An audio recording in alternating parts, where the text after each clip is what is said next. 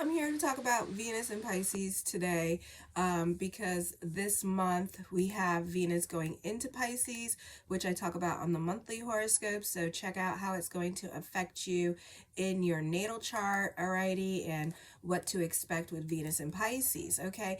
But also, Venus and Pisces is exalted in the sign of Pisces, okay? So these people are super Pisces, okay? Super intuitive, all right? So they really need to rely on their intuition instead of being analytical in their way of thinking, alrighty? So sometimes if you have like other planets, because it's a mutable sign, so if you have stronger cardinal planets like in your fourth house, third house, or second house, they kind of dictate like what you're gonna do. So example, if you have Saturn, like if you is a Venus in Pisces, and so let's say they have Saturn in Taurus in their fourth house, they're not gonna be so quick to rely on their intuition. It's there, but they may have like a lot of lessons with their intuition, or they may try to put things into perspective because Saturn in Taurus is, I don't believe it, I gotta touch it and see it, and I gotta experience it for myself, so they're always kind of like, well, so they suck at that. So on the second, Venus, January 2nd, 2024, Venus moved into Pisces, where it's exalted. Highly intuitive people. They love the underdog. In fact, they are the Captain Save a Ho. Okay, so meaning that they don't care. Give me you're tired and you're true, and they'll love you. You homeless and they're in love with you. Oh my God, they'll love you. So they're like that rich man that picks up the little girl that's like all poor and like, I have nothing, and then next thing you know, the girl has everything. So it's kind of like that. All right, they love unconditionally, so please give it back to them. All right, because these guys and girls are like real, they can be loyal, but sometimes what happens here is that sometimes if they're trisexuals, okay, because you got to think it's in Pisces, so they're very much trisexuals. It's like if you are not matching their kink, they're gonna cheat on you. Okay, so you got to match their kink.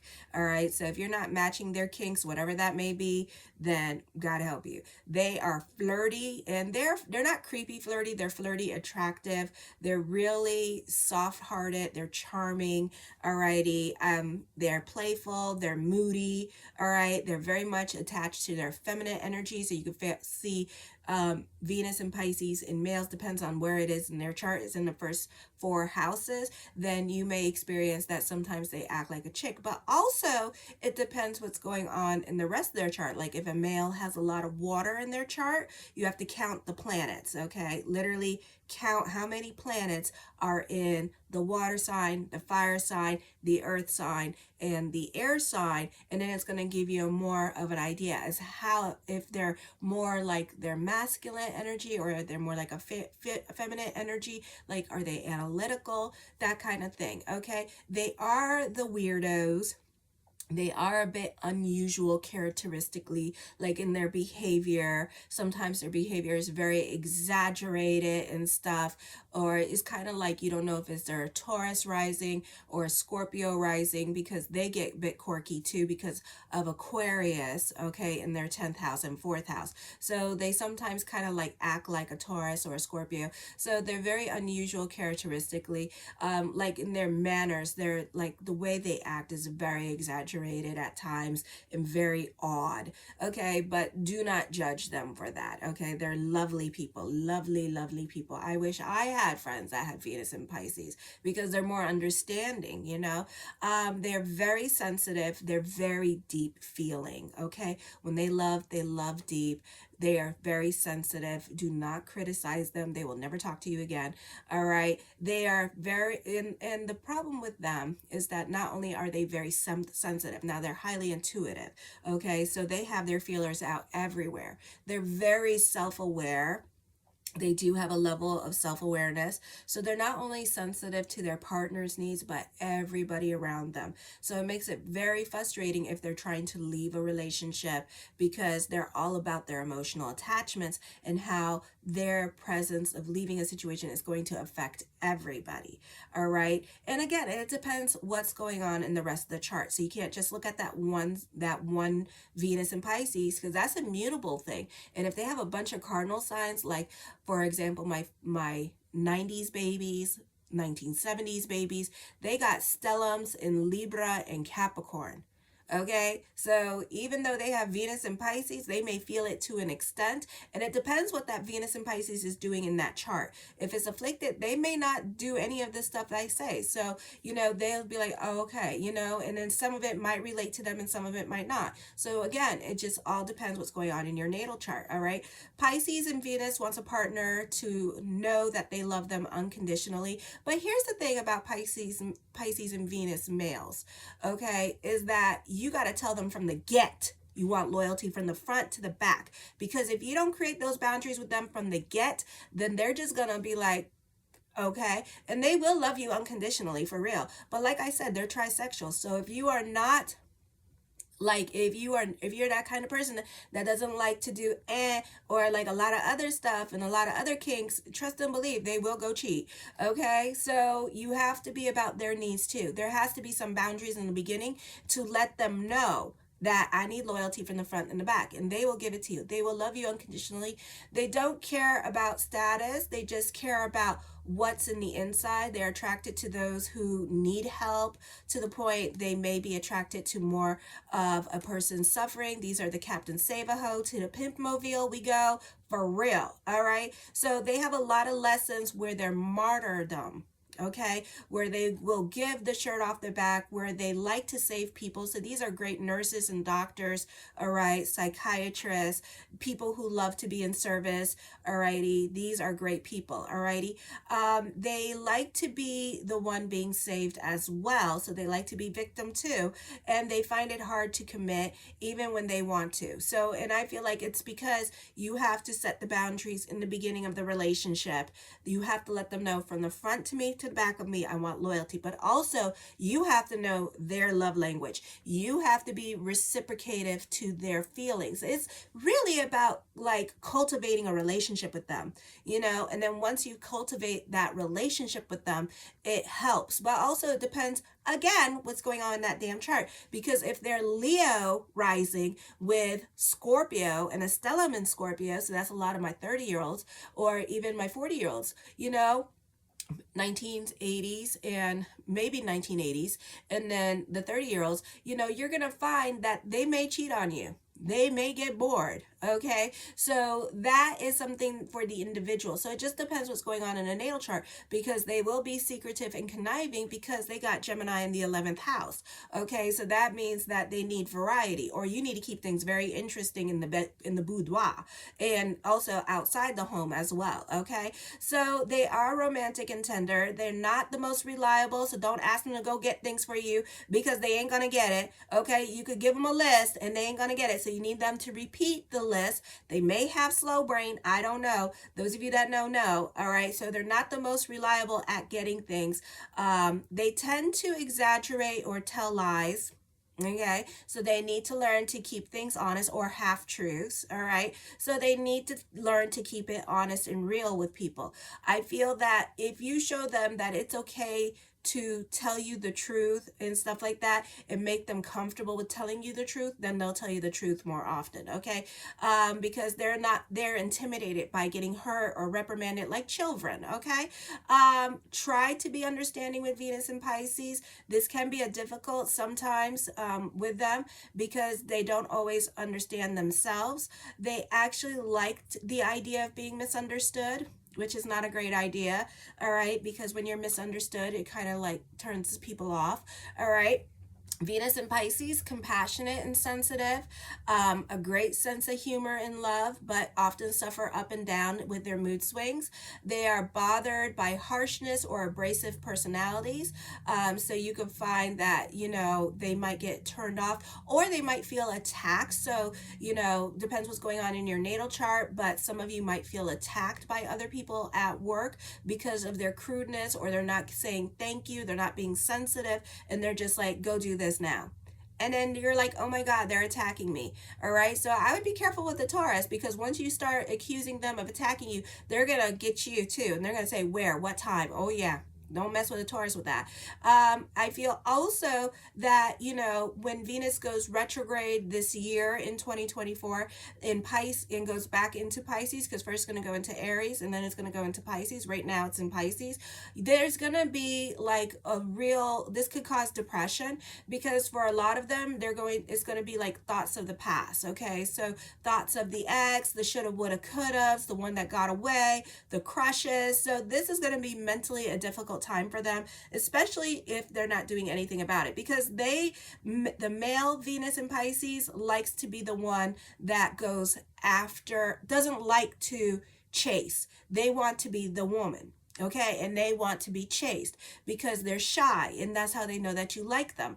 Alrighty, so I feel like this is also another reason why, when you don't give like a relationship 3 months and let them like chase you, this is why they kind of go somewhere else. Okay, because one, they like to play it like, they don't like to put any pressures on themselves that they have to commit, but you also have to give them a chase. Alrighty, so these people you can't really lead with sex. All right, and these people you have to give them a chase, and you have to let them chase you. So you may give them some signs that you like them, flirt with them and stuff like that, but don't be all like, hey, you want to go out? Because yeah, they want to go out, but then you take the thrill of the hunt away from the man, and then they're just kind of like, okay, I'm done, I'm bored, bye. All right, so you've been warned. So let them chase you. So there's like a lot of like missed opportunities with love. There's a lot of missed opportunities in general, because they're tenacious, but they want everything to come to them. So they have to learn to be tenacious. They have to learn to be tenacious in love, because they're gonna be like, miss opportunities. Okay, Venus in Pisces is changeable and can appear completely different to different people. So it looks like they live double lives, and they probably really do, because they're very secretive. They can have a knack of picking up on emotions of others, and they can adapt to the needs of everybody around them. So that could also be a problem. All right. They have ability to understand people and forgive them no matter what. Alrighty, so I hate that. So you could shoot their toe off, apologize, and then they come back. Then they go back into your life, and next thing you know, you're best friends, and they're ready to give the shirt right off their back, and it's like, I don't know why I can't be like this. It's like once you did me dirty, it's like, it's so hard. It's like, damn, it's like, I'm done. All right. So it's very hard for them to create boundaries with others, because you have a hard time saying no. So you have to learn. So this month with Venus and Pisces, everybody, we have to practice, because Neptune is going to go into Aries March 27th or something like that. So we have to practice saying that lovely word, no. And then Jupiter is going to go into Cancer. No. So create your boundaries with other people at this time from the get, okay? Because whatever is coming up for the month of January with Venus and Pisces, you're going to be obligating yourself to something that you don't want to do. And then next thing you know, you're going to be obligated, and then you're going to be trying to get out of it during Venus in retrograde. And then Venus in retrograde in Pisces, you're going to be trying to get out of it. And it's not only until Venus goes into Aries that you may actually try to get the hell out of the situation that you're in. So be careful, whatever arrangements that you make with family at this time, because they are going to take advantage of you with this energy here. Alrighty. And because they're so empathetic, and it's not them being weak. They are not weak people. They're not weak-minded people. No way, no how. They are just very empathetic, It's like a Care Bear. Some people say that caring is a weakness. No, it's not. It is not a weakness, okay? Just because I have empathy for other people and I love other people, it is not a damn weakness, okay? Because some Sagittarius will say, oh, it's a weakness. No, it's not. No, it's not. You not communicating and opening up and allowing things to happen and not speaking your mind and then getting all up in your feelings is a weakness. Okay, you not being vulnerable is a weakness. Okay, because again, you're hiding your feelings. So this is something to think about. All right.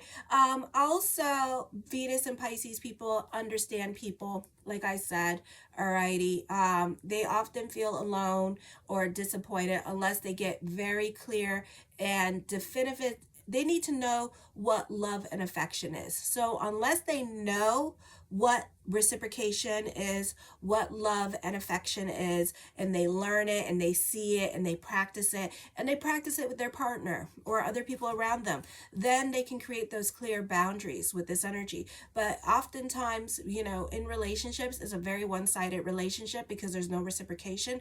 So they're going to feel alone, or they're going to feel disappointed in love, and there's no like love, and they need love. You need to love them. You need to tell them that you love them. You need to show them love, cook them a meal, be about their love language, know them as a person. Okay, I used to know my ex-husband very well, and he appreciated that.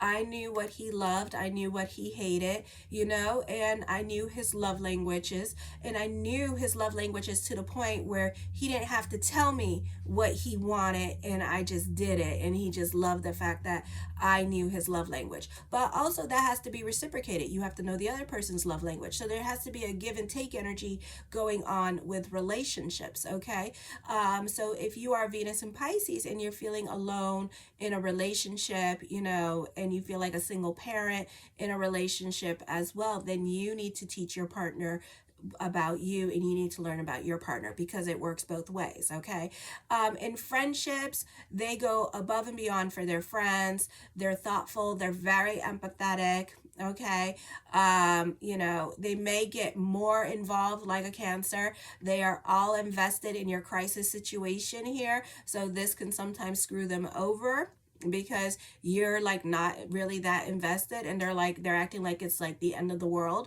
Alrighty, so be careful with that.